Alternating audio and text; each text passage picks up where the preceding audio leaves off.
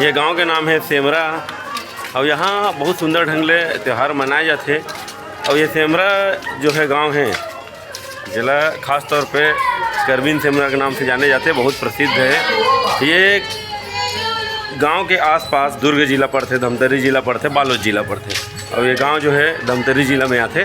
देख सकते हो गांव में कितना सुंदर ढंग से सजाए गए है, बहुत ही हर्ष उल्लास के साथ मनाते हैं। हालांकि हर गांव में मनाते हैं लेकिन यहाँ कुछ हटके लगे थे, आप आग देख सकते हो।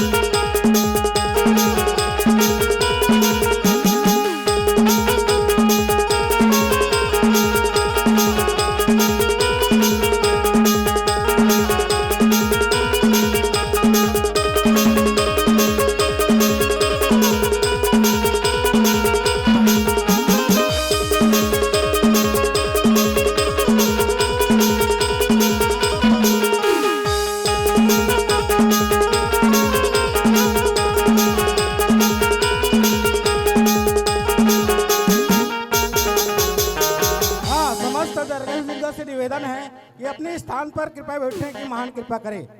समस्त दर्शक दृढ़, क्योंकि अब गौरी गौरव पार हो चुके हैं, तो आप अपने स्थान पर बढ़ जाइए। धन्यवाद।